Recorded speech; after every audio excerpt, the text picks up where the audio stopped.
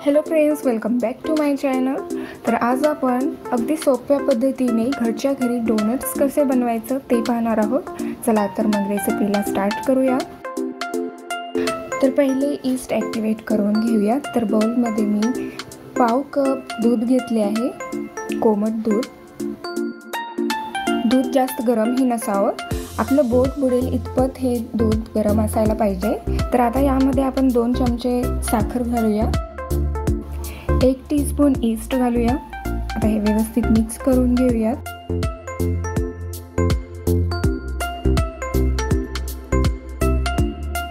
आता यावरती झाकण ठेवून 5 मिनिटांसाठी आपण हे ॲक्टिवेट होऊ देऊया।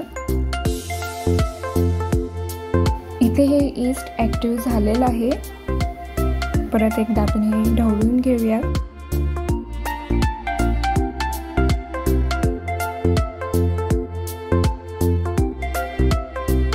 आता यामध्ये 1 अंड घालायचं आहे।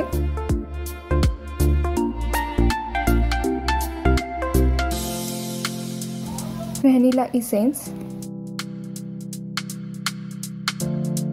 परत एकदा आपण हे व्यवस्थित मिक्स करून घेऊया। 1 कप मैदा। तर इथे मी आधीच हे मैदा स्वच्छ चाळून घेतले आहे। 2 टेबलस्पून मिल्क पावडर, अगदी थोडंसं मीठ घालूया। हे मिक्स करून पीठ मळून घेऊयात। पीठ जर जास्त घट्ट वाटत असेल तर तुम्ही यामध्ये थोडंसं दूध घालू शकता।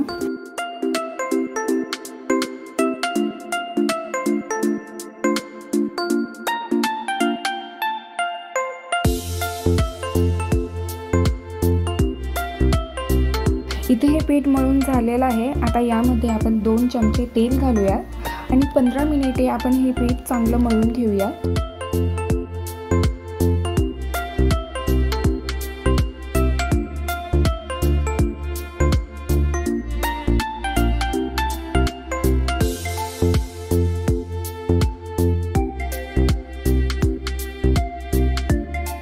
तर इथे हे पीठ छान मळून झालेलं आहे। आता यावरती झाकण ठेवून 1 तासासाठी आपण हे बाजूला ठेवूया।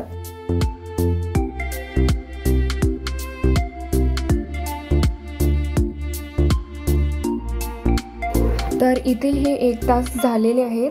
तर तुम्ही बघू शकता इथे पीठ ही डबल साइज झालेलं आहे। आता परत एकदा आपण हे पीठ मळून घेऊया।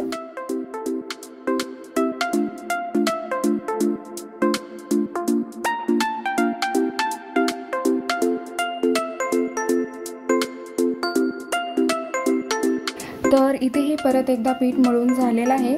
आता आपण याचे डोनट्स बनवून घेऊया। इथे मी थोडंसं कोरडं पीठ टाकलेलं आहे। यावरती आपण हे डो ठेवूयात आणि हाताने थोडंसं थापटून घ्यायचं आहे।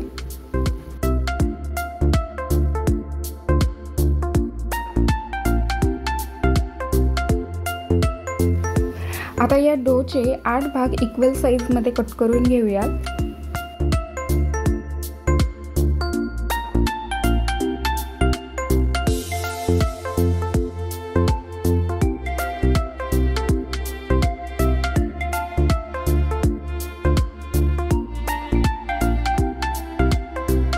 याचे गोळे बनवून घेऊया। तर व्हिडिओमध्ये दाखवल्याप्रमाणे आपल्याला हे गोळे बनवायचे आहे, ज्यामुळे डोनट्सला चिरा पडणार नाही।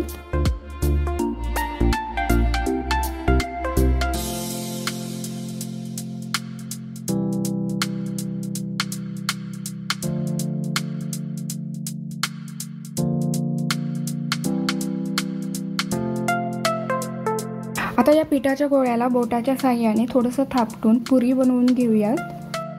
एखाद्या बॉटलच्या टोपणाने पुरीचा मधला भाग कट करून घेऊयात।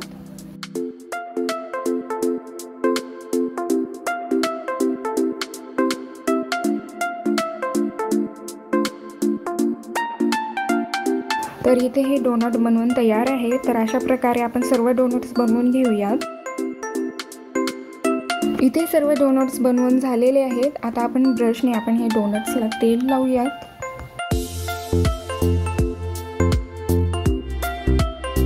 आता हे 15 मिनिटे आपण कापडाने झाकून ठेवूयात। इथे 15 मिनिट झालेले आहेत। तर तुम्ही बघू शकता डोनट्स अजून एकदा थोडेसे फुगलेले आहेत. आता आपण हे गरम तेलामध्ये सोडून तळून घेऊया. हे डोनट्स दोन्ही बाजूने लो फ्लेमवरती सोनेरी रंग होईपर्यंत तळून घ्यायचं आहे.